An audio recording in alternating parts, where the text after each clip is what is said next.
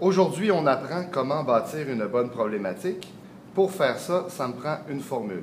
La problématique, c'est une question avec profondeur qui va nous permettre de commencer nos chapitres et commencer une recherche en sciences humaines.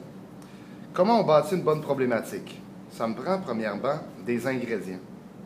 Les ingrédients qui sont importants, c'est que je dois toujours remplir un tableau dans lequel je vais avoir mes mots-clés qui vont me permettre de bâtir ma question.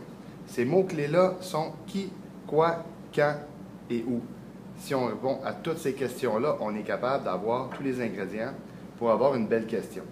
La question, le problème, le piège, c'est que votre question va parfois se répondre par oui ou par non.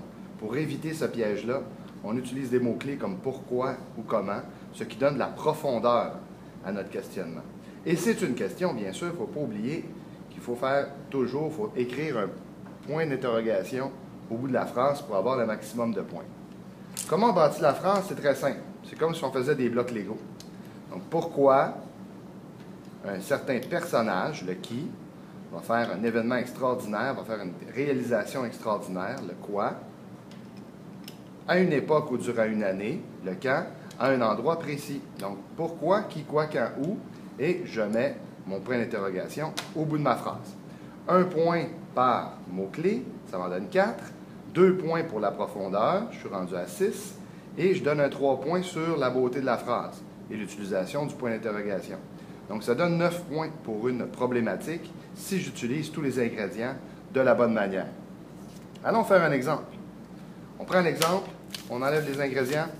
L'exemple qu'on prend, c'est l'exemple que tout le monde connaît, le sujet dont les médias raffolent, le Canadien de Montréal.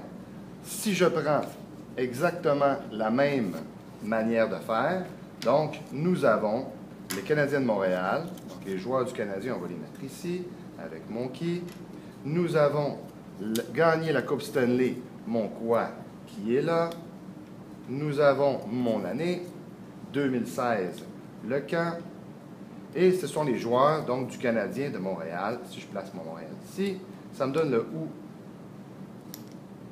dans mon tableau qui est là.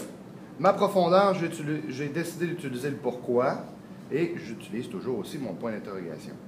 Donc, si je veux utiliser mon exemple, on pourrait dire pourquoi les joueurs du Canadien de Montréal vont-ils gagner la Coupe Stanley en 2016?